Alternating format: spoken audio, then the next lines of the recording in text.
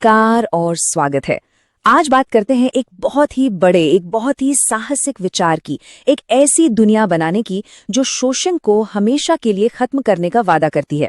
पर सवाल ये है कि क्या ऐसा समाज सच में मुमकिन भी है? चलिए आज इसी महत्वाकांक्षी सपने की गहराई में उतरते हैं। यही तो वो बड़ा सवाल है ना, जिसने सदियों से न जाने कितने विचारकों और क्रांतिकारियों को सोचने पर मजबूर किया है। क्या हम कभी एक ऐसा समाज बना भी सकते हैं जहां कोई किसी का फायदा ना उठाए? सुनने में तो ये किसी सपने जैसा लगता है, किसी यूटोपिया जैसा। लेकिन एक थ्योरी है, एक सिद्धांत है जो बड़े जोर शोर से ये दावा करता है कि नहीं, ये सपना नहीं है, ये हमारी पहुंच में है। और जानते हैं, उस सिद्धांत का नाम है ट्रूथ। तो आज के इस विश्लेषण में हम इसी अनोखी सोच को, इसी सामाजिक आर्थिक विचारधारा को परत दर परत समझने की कोशिश करेंगे। देखेंगे कि ये उस सदियों पुराने सवाल का क्या जवाब देती है। तो सवाल उठता है कि आखिर ये प्राउड है क्या भला? देखिए, इसका पूरा नाम है प्रगतिशील उपयोग तत्व, यानी प्रोग्रेसिव यूटिलाइजेशन थ्योरी। इसे 1959 में एक दार्शनिक थे, प्रभात रंजन सरकार, उन्होंने दुनिया के सामने रखा था। और इसका मकसद, इसका जो मूल लक्ष्य है, वो बस एक है, एक ऐसे समाज को बनाना जो हर तरह के शोषण से पूरी तरह से आजाद हो। ठीक है, तो लक्ष्य तो समझ आ गया, शोषण मुक्त समाज। लेकिन प्रोट के हिसाब से ऐसा समाज असल में दिखेगा कैसा?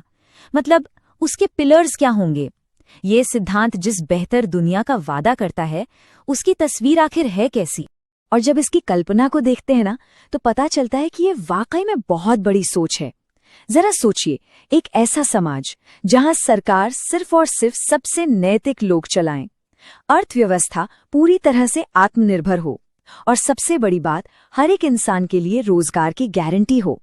एक ऐसी दुनिया जहां जाति, धर्म, लिंग या भाषा के नाम पर कोई भेदभाव ही न हो, जहां लोग एक दूसरे से मुकाबला नहीं बल्कि बराबरी के आधार पर सहयोग कर। अब ये सब सुनने में तो थोड़ा अविश्वसनीय सा लगता है ना, बहुत आदर्शवादी। तो जाहिर है सबसे बड़ा सवाल यही उठता है कि भाई इतने बड़े बड़े लक्ष्य हासिल होंगे कैसे? तो प्राउड के संस्थापक के मुताबिक ये पूरी की पूरी सोच, ये पूरी दृष्टि सिर्फ दो मजबूत खंभों पर, दो पिलर्स पर टिकी हुई है। और यहीं पर यह थ्योरी और भी दिलचस्प हो जाती है, क्योंकि ये सिर्फ सिस्टम बदलने की बात नहीं करती। प्राउड कहता है कि बदलाव दोनों लेवल पर चाहिए, व्यक्तिगत भी और सामाजिक भी।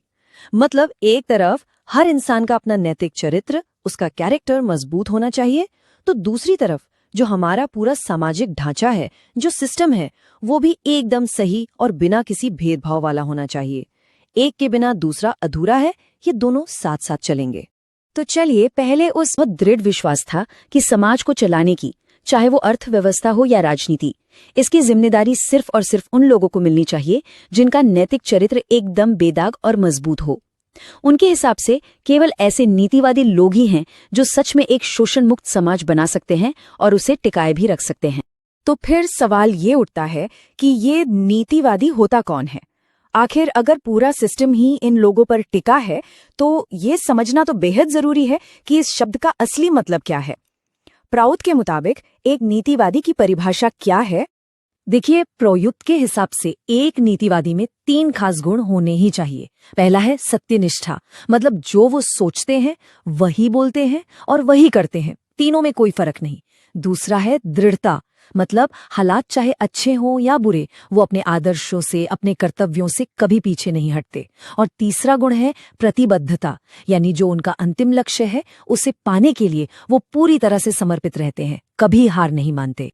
तो ठीक है, ये तो हुई आदर्श की बात कि क्या विजन है और उसे पूरा करने के लिए कैसे लोग चाहिए। लेकिन अब कहानी में एक मोड़ आता है। अब बात करते हैं विचारधारा से हटकर जमीनी हकीकत की। अपनी शुरुआत से लेकर आज तक इस सोच को असल दुनिया में किन चुनौतियों का सामना करना पड़ा है, और ये टाइमलाइन एक बहुत कड़वी सच्चाई सामने रखती है। देखिए, 1959 में पीआर सरकार ने प्राउड का सिद्धांत दिया, और आज इतने साल बाद भी ये सिद्धांत दुनिया में कहीं भी, किसी भी देश में मेन स्ट्रीम सामाजिक या राजनीतिक सोच का हिस्सा नहीं बन पाया है। मतलब सिद्धांत और असलियत के बीच एक बहुत बड़ी खाई है। अब ऐसा भी नहीं है कि कोई कोशिश ही नहीं हुई। प्राउड के विचारों को फैलाने के लिए बहुत से कार्यक्रम हुए, सेमिनार हुए, किताबें लिखी गई, दुनिया भर में कई बड़े बड़े लोगों ने इसकी तारीफ भी की। लेकिन एक बहुत बड़ा लेकिन है, इसे कभी भी बुद्धिजीवियों ने, बड़े बड़े संगठनों ने या सरकारों ने गंभीरता से नहीं लिया, और इसी वजह से ये कभी एक मुख्य धारा का आंदोलन बन ही नहीं पाया। तो ये सारी बातें हमें वापस वहीं ले आती हैं जहां से हमने पड़ताल शुरू की थी, एक बड़ी दुविधा पर, कि जब एक तरफ इतना शानदार सपना हो, एक इतनी बड़ी दृष्टि हो, और दूसरी तरफ इतनी कठोर सच्चाई, तो फिर आगे का रास्ता क्या है, क्या हो सकता है? और यही वो आखिरी और शायद सबसे जरूरी सवाल है जो ये पूरी विचारधारा अपने पीछे छोड़ जाती है, कि प्राउड को समाज में इतना असरदार कैसे बनाया जाए कि सच में एक न्याय पर आधारित सामाजिक और राजनीतिक व्यवस्था बन सके। किसी भी शक्तिशाली विचार को जमीनी हकीकत में बदलने की जो चुनौती है, उसे कैसे पार किया जाए। और ये सवाल सिर्फ प्राउड को मानने वालों के लिए नहीं है, ये हर उस इंसान के लिए है जो एक बेहतर, एक ज्यादा न्यायपूर्ण दुनिया बनाने का सपना देखता है। सोचने के लिए एक बहुत जरूरी सवाल।